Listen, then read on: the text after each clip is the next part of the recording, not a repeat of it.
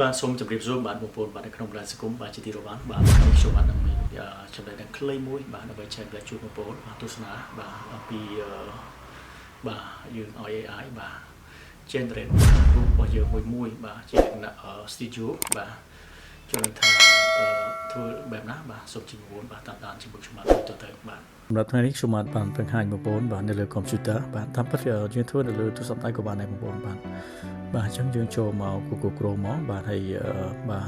វាយ ChatGPT បាទហើយបន្ទាប់មកយើង select យករូបភាពបាទរបស់យើងណាបាទរូបភាពសមាជិកគ្រួសារយើងបាទឬក៏បាទមិត្តភ័ក្តិបាទរបស់យើងចង់ធ្វើជាលក្ខណៈបាទថត studio បាទអញ្ចឹងយើង select មកបាទហើយបាទម្ដងមួយមកបាទបន្ទាប់ពី select ហើយបាទបងប្អូនបាទត្រូវបំពេញ prompt បាទអញ្ចឹងបងប្អូនបាទអាច check មើលទៅ prompt ដែលខ្ញុំសរសេរបាទដាក់ហើយស្នៃ background ណាបងប្អូនអាចបដូរក៏បានដែរបាទសម្រាប់ខ្ញុំដាក់ background បាទភាសាអង្គរវត្តបាទអញ្ចឹងបងប្អូនបាទចង់ដាក់ background នៅសមុទ្របាទឬក៏នៅវត្តភ្នំបាទឬក៏នៅបាទតាមរមណីយដ្ឋានផ្សេងបាទយើងវាយចាំហ្នឹងទៅអូខេចេញមកបងប្អូនបាទស្អាតមែនទែនបាទ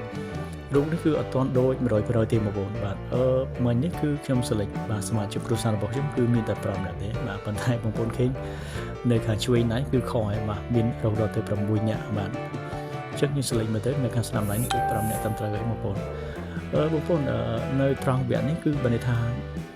បាទរូបអត់ទាន់ដូចបាទរូបថតយើង 100% ទេបាទអញ្ចឹងយើងយកទៅធ្វើមកតង់ទៀតបងប្អូនបាទអញ្ចឹងយើង save ទៅបាទយើង save រូបភាពយើងមកបាទយើង save រូបភាពយើងបាទហើយដើម្បីយកទៅធ្វើបាទមួយវគ្គទៀតបាទ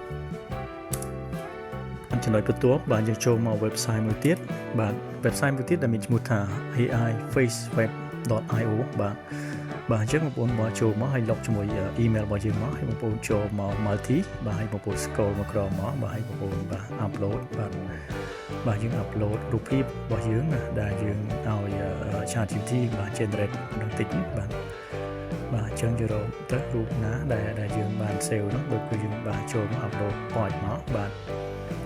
បន្ទាប់ពី upload ហើយកន្លែងនេះគឺបាទវាឲ្យយើងចម្រាញ់មុខមួយបាទអញ្ចឹងបងប្អូនបាទមើលទៅបាទមុខបាទអញ្ចឹងយើង select ដាក់ឲ្យចំរូបថតដែលយើងឲ្យ AI generate បាទមុនហ្នឹងណាបាទអញ្ចឹងបងប្អូនកុំឲ្យខុសបាទព្រោះកន្លែងនេះគឺចម្រាញ់មុខឲ្យដូចបាទយើង 100% បាទអញ្ចឹងបងប្អូន select បាទមកបាទម្ដងមួយមកបាទបន្ទាប់ពីបាទ select បាទរួចរាល់ហើយបាទគឺបងប្អូន scroll មកក្រោមមកបាទ scroll មកក្រោមហើយបងប្អូនបាទចុចពីបាទ start multi-phase sweeping បាទអូខេបាទរងចាំបន្តិចបងប្អូនបាទបងប្អូនបាទនេះគឺលទ្ធផលបាទចេញមកឲ្យបងប្អូនបាទស្អាតមែនទែនបងប្អូនបាទអូខេបងប្អូនបាទបន្ទាប់ពីមើលវីដេអូនេះហើយបាទអាចបាទសាកល្បងធ្វើទាំងអស់គ្នាបាទល្អម្យ៉ាងដែរបងប្អូនបាទ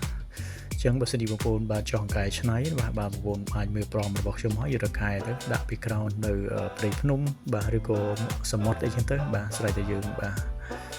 ហើយសូមអរគុណមែនទែនបាទចំពោះបងប្អូនដែលបានចំណាយពេលវេលាបាទតាមដានវីដេអូរបស់ខ្ញុំបាទតាមវីដេអូបញ្ចប់បាទ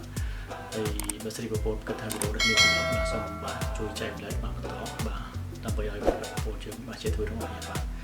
បាទសម្រាប់ពេលនេះខ្ញុំបាទសូមអរគុណសូមជម្រាបលាបាយបាយ